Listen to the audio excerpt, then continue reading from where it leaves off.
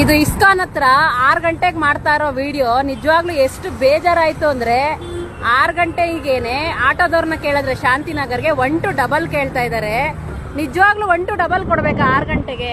Metre ಮೇಲೆ ಕೊಡಿ ಅಂತ ಕೇಳ್ತಾರೆ. ನಿಜವಾಗ್ಲೂ ಮೀಟರ್ ಹಾಕೋರ್ ಮೇಲೆ ನಿಜವಾಗ್ಲೂ ಆಟೋ ಡ್ರೈವರ್ ಮೇಲೆ ಅಭಿಮಾನಗಳಿದೆ. 6 ಗಂಟೆಗೆನೆ ವಯಸ್ಸಾದವ್ರು ಇದಾರೆ, ಮಕ್ಳಿದಾರೆ, ಯಾರೇ ಇರ್ಲಿ ಲೇಡೀಸು, ಅವ್ರ ಹತ್ರ ಮೀಟರ್ ಮೇಲೆ 50 ಕೊಡಿ, ಮೀಟರ್ ಮೇಲೆ 100 ಕೊಡಿ ಅಂತ ಕೇಳ್ತಾರೆ. ಈಗ ನಾನು 10 ಆಟೋಗಳನ್ನ ಕೇಳ್ಬಿಟ್ಟು ಓಲಾ ಬುಕ್ ಮಾಡ್ಕೊಂಡಿದೀನಿ. 175 ರೂಪೀಸ್ ತೋರಿಸ್ತಾ ಇದೆ.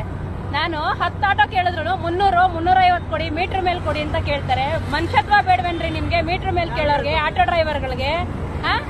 ರ್ಯಾಪಿಡೋ ಮಾಡ್ಬಿಡ್ತಾರೆ, ಓಲಾ ಮಾಡ್ಬಿಡ್ತಾರೆ ಅಂತಾರೆ. ನೀವು ಮೀಟರ್ ಕರೆಕ್ಟ್ ಆಗಿ ಹಾಕೊಂಡೋದ್ರೆ ಜನ ಯಾಕ್ರಿ ಕೊಡಲ್ಲ? ಮೀಟರ್ ದುಡ್ಡು ಕೊಡಲ್ವೇನ್ರಿ? ಮೀಟರ್ ಹಾಕ್ರಿ. ಅದನ್ನ ಬಿಟ್ಬಿಟ್ಟು ನಿಮ್ಮಂತ ಕೆಟ್ಟವರಿಂದ, ಮೀಟರ್ ಮೇಲೆ ದುಡ್ಡು ಕೇಳೋರಿಂದ ಮೀಟರ್ ಹಾಕೊಂಡು ನಿಯತ್ತಾಗಿ ಓಡಿಸ್ತಾರ ನೋಡಿ, ಹೆಂಡತಿ ಮಕ್ಳಿಗೋಸ್ಕರ. ಅವ್ರಿಗೂ ಕೆಟ್ಟ ಹೆಸರು.